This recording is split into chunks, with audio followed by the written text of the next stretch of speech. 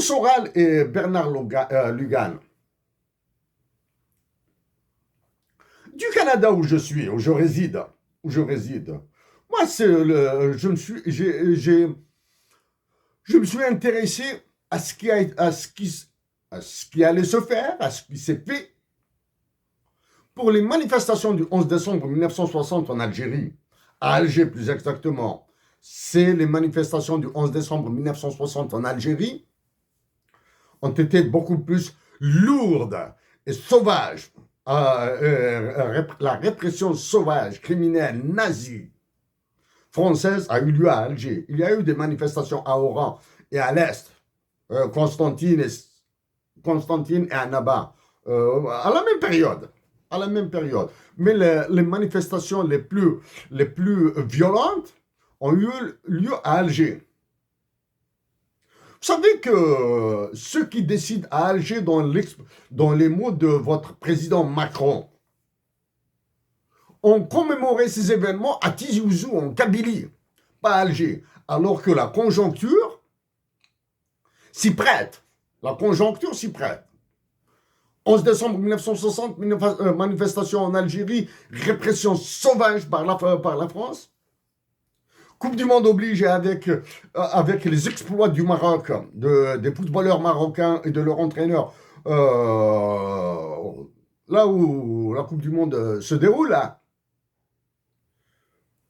C'était un moment, c'était une opportunité temporelle extraordinaire à exploiter pour des manifestations de joie pour le sport marocain, le football nord-africain, et une joie de rappeler l'histoire algérienne. Mais malheureusement, bon ben, le pouvoir, la présidence de l'Algérie, qui est la conciergerie de votre Macron là, et l'état-major de l'armée était occupé à manipuler la Kabylie, à manipuler encore la Kabylie. Bon bref, je vais arrêter sur ça. À tous les Français, et à mes compatriotes d'Algérie, c'est la fin, c'est décembre. Décembre 2022. Il est temps que vous vous penchiez sur l'histoire de l'Algérie à partir de sources anglophones, à partir de sources hispanophones et germanophones. Germanophone, je n'ai aucune idée, mais sur l'hispanophone, il m'est arrivé de lire quelques phrases comme ça. Il fut un temps où j'ai commencé à étudier l'espagnol, donc il m'arrive de comprendre quelques mots. Mais il est temps que vous penchiez sur l'histoire de l'Algérie à travers les livres, l'histoire de l'Algérie à travers la documentation, les livres anglophones, écrits en anglais. Moi, je me suis soulagé, je me sens bien depuis que je lis en anglais.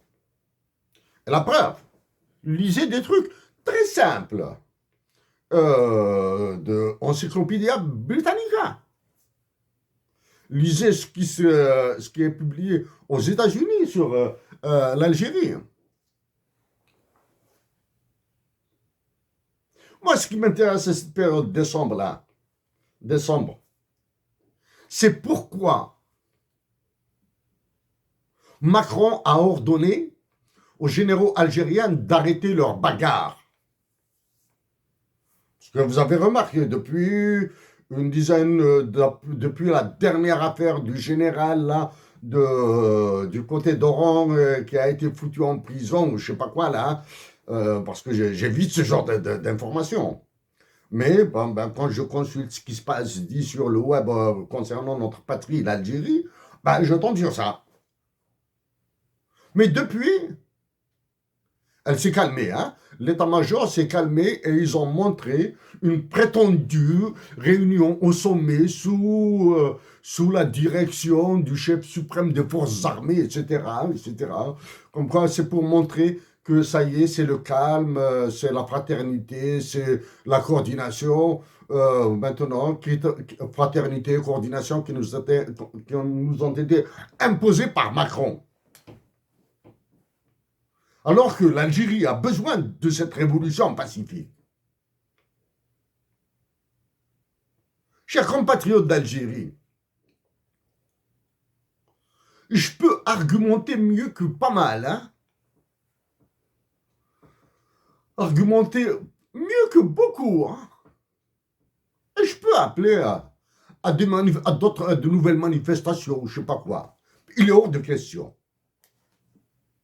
Je vais continuer à vous supplier à demeurer pacifique et à être solidaire des soldats de l'armée algérienne et pas des pourris de généraux là. Qui continuent à décider pour l'Algérie. Vous êtes en train de gagner, ça va durer, ça va être duré. Moi, ce qui m'intéressait, c'est de me préparer pour 2023. À aller en face du FMI et de la Banque mondiale, même si je n'occupe aucun rang officiel. Mais je vais continuer à travailler pour vous. Pour vous sauver du massacre. Là, attendez-vous à la publication de la loi des finances et attendez-vous à un massacre à partir de janvier 2023. Vous avez remarqué là qu'ils ont tardé à publier dans le journal officiel la loi des finances parce qu'ils savent qu'elle sera un petit peu fouillée. L'Algérie, je vous le dis, chers compatriotes, l'Algérie a besoin d'un renouvellement de l'état-major de l'intérieur de l'armée. Mais puisque les généraux, a priori, sont incapables d'imposer un renouveau dans l'état-major de l'Algérie, donc il est préférable pour vous de rester calme, de supporter.